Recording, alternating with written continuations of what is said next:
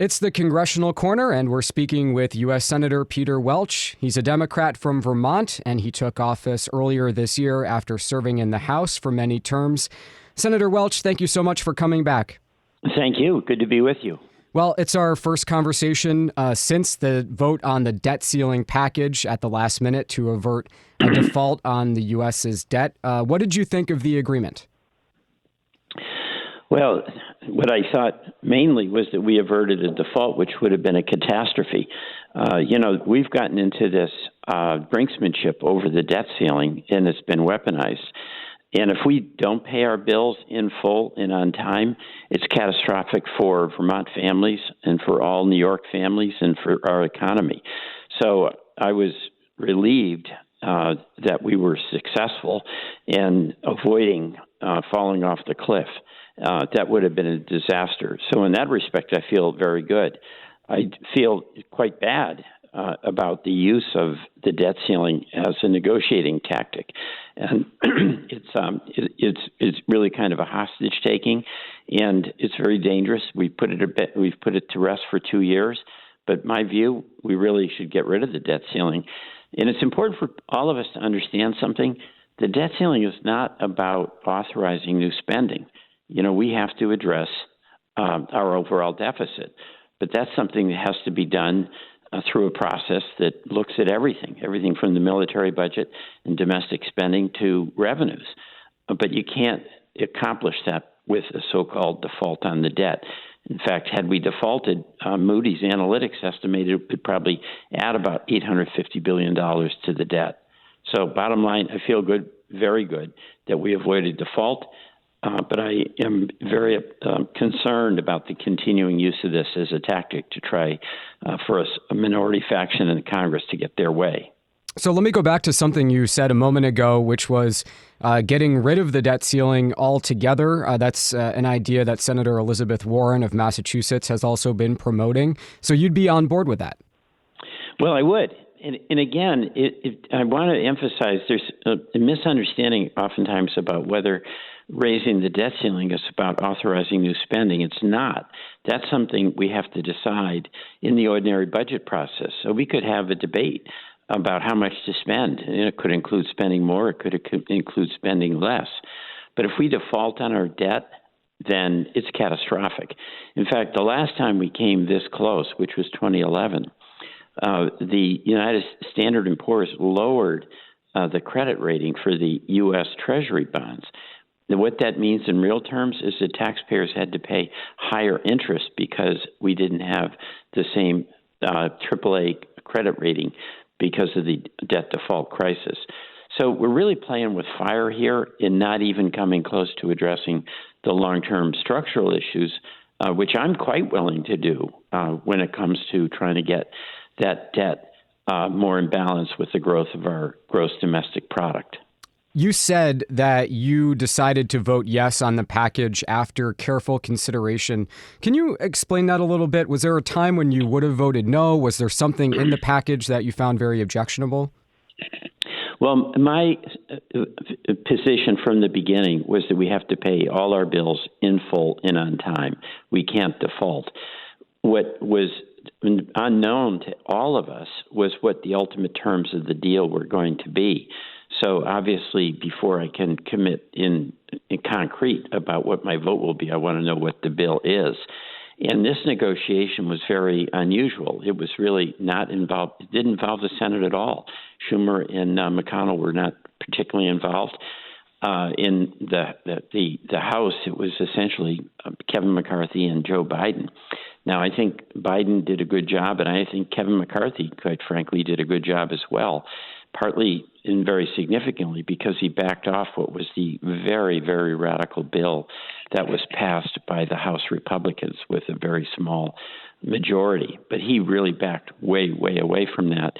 And President Biden was able to preserve what I think are extremely important programs, the environmental programs where he put $500 million into clean energy and created a dynamic that's already creating thousands of jobs in New York and in Vermont.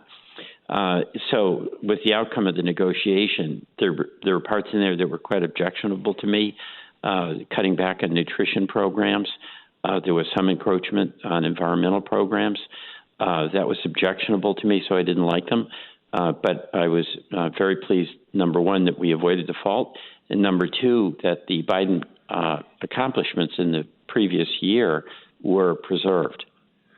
The Republicans have made the point repeatedly during this process that spending by the U.S. is just out of control, and this was the mechanism that they had to rein that in to a certain degree. You said earlier in this conversation you're open to having that debate. Do you agree with them at all that, despite President Biden's agenda and the funding that has been awarded toward it, overall the U.S. is spending too much? There's areas we could cut spending. There's a lot of let me go back. There's a fair amount of hypocrisy here because the original bill that the Republicans passed increased spending for the military. Okay, it was going to maintain spending for veterans and for Medicare and Social Security, and that meant that there was going to be a 70% cut in spending on like nutrition programs, on education. Actually, veterans were going to get hammered. And what they were unwilling to do when it came to having a discussion about getting a right size budget was do anything with revenues. In fact, they took money away from the IRS enforcement capacity, which the Congressional Budget Office said would increase our deficit. So whether we're spending, the question of how much we're spending has to go program by program. There's a lot on the Republican side, and some of my Democratic colleagues that think $886 billion in the military is just not enough. Well, I think it's plenty.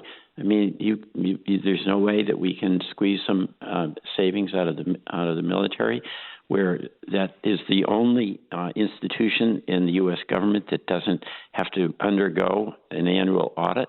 Well, just to wrap up on this particular conversation, you did say, of course, that it will come back around in January of 2025.